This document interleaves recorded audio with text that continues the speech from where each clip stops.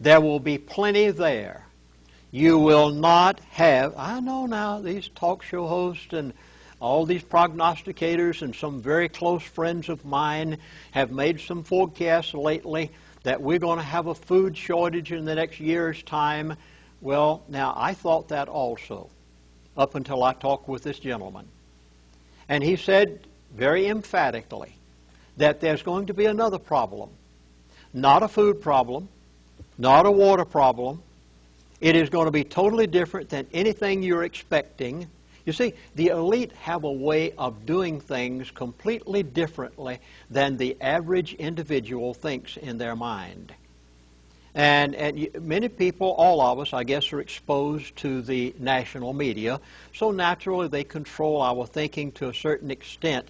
Well, you've got to change your mindset if you're going to understand what's going to happen, because the elite already have determined what's going to take place, and it will happen just as they say. And this individual let me know in no uncertain... Folks, please don't listen to the media. I beg of you, turn off that television set. Quit thinking about what you hear on the newscast over the radio. You've got to quit thinking in those terms and understand the mindset of the elite in order to understand what they're saying. The following statement is going to startle you. I'm warning you. Here it is. There will not be a shortage of food or water, but. Now, you heard the but. I hope you're getting this very carefully. But you're going to go hungry. Now, try to understand this. There will be no shortage of food and water whatsoever. Grocery store shelves full. They had a bumper crop of wheat in Montana last year. The granaries are full. There'll be plenty of bread, but you're going to go hungry. I know, but you've got to think like the elite now. Why? The elite always have a way of doing things the opposite of what the average person thinks. And even though there'll be plenty of food and plenty of water there, you're going to go hungry because you won't have the money to buy it. No, I know this really causes a person to think 2 or 3 times. So let me tell you exactly what's going to happen to you for the next 12 months. I told you you'd be startled. I told you this is going to be different.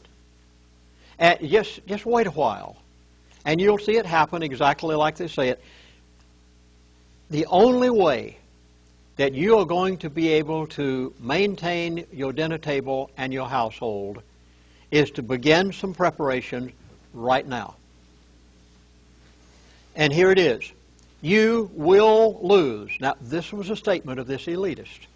He said, you will lose 30 to 50% of the value of your money in the next 12 months. The dollar. The dollar. Purchasing power. You'll lose 30 to 50% of your purchasing power in the next 12 months. Plenty of food, plenty of water, no shortages, and you won't be able to buy it.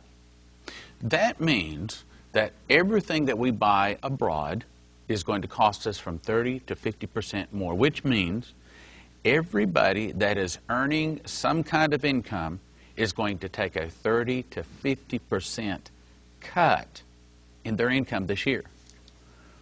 In other words, like, for example, if they're buying a car, it's going to cost 30 to 50% more. Buying gasoline, going to cost 30 to 50% more. Gasoline, let's say, for example, you're paying $3 a gallon for gasoline now. If the dollar goes down 50%, you're looking at $4.50 a gallon. That's, every day, that's going to really throw just about everybody in a severe financial crunch. As a matter of fact, you're saying that he's also saying get out of paper. And I'll let you talk more about that. But then the only thing for us to do is to put our money in gold. Now, let's say, for example, someone is thinking about buying a house. If they buy it now, then they're going to buy it with less inflated dollars than later. It might be better if they were to put their money in gold say if they're going to buy a house, or say even maybe a car would be a better example, buy a car, put their money in gold, and then 12, 18 months down the road, when the dollar is worth less, that value has gone up with what they put in gold, they could turn around and buy the car for substantially less and get a 30 to 50% discount on it. So the place to put their money is in gold. I would say, matter of fact, here's what I tell people. I tell people at a bare minimum, you should have a handful of gold and a handful of silver. Now, meaning a handful of gold will buy you a car, and a handful of silver will feed you for a month or so. You don't want to have to go up and say, well, I need a tank of gas, here's a gold coin. That costs $1,500, and that's probably going to be the price here very shortly. So you don't want to have to try to exchange that. Instead, you want to pull out a piece of silver that is probably $1 silver dollar will buy you a tank of gas at that point, maybe two. So just be prepared. Think through some things. Your Federal Reserve note will 12 months from now buy exactly 1/2 of what it buys today. Your retirement funds, your 401k, your Social Security check, your passbook savings, your food stamps, will buy 1/2 12 months from now what they do today. He said you will devalue a minimum devaluation of 30%, a maximum devaluation of 50%. See, they don't want to do it all at once. It's going to take approximately a 2-year period to bring the dollar to the point that it's dead. Oh, it is going to happen. He told me that about 6 months ago. He said the dollar will be dead within 2 years. Now, he's saying now, over the next 12 months, you will have a 30 to 50% devaluation. Let me give you a good example. Let me ask you, in the last DVDs, you said that there was not going to be any falling off of the cliff. It's going to be a gradual, slow descent. Is that still their plan? Yes. There won't be an immediate collapse. There's going to be a gradual descent in the value of the American dollar. What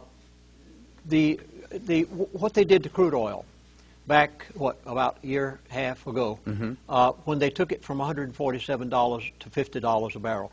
This is a portion of the program that they have in order to bankrupt the oil-producing countries of the world. And I was told 2 years ago what they would do. This was being done by the elite. It's quite interesting. He told me why they were doing it. That's my next question. Yes, good. Okay, go ahead. He said that they were doing this for the purpose of bankrupting the oil-producing countries of OPEC.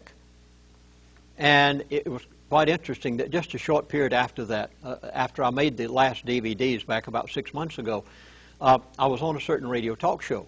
And it so happened that there was an individual that was, every day, he gave the market report on this talk show. A very popular radio talk show host, I won't mention, but this individual gave the market report on his program. He happened to be listening in over the air while I was talking about what these elitists had just told me and why they were taking the price of crude oil from $147 to $50. And I said, they're doing it for the purpose of bankrupting the OPEC oil-producing countries of the world. He just laughed right over the air. He said, oh, come on, Chaplain. He said, the Middle East is too rich. He said, there's no way that you could possibly bankrupt those people. And I've learned after my many years of living. If they say they're going to bankrupt somebody, they're going to bankrupt them. Well, there are times to be quiet. And I didn't refute him over the air. I just went on about my business. And I thought, well, he'll see it happen. Well, it did. The price of crude oil came down. Then, of course, came along Dubai. And I'm sure you understand what condition Dubai is in, where they built that most beautiful city ever been built on the face of the earth, probably apart from Babylon itself, and the tallest building in the world. And we're going to play a clip right now that someone put out entitled Lindsey Williams is Right. They actually went to do, I didn't know they were doing this.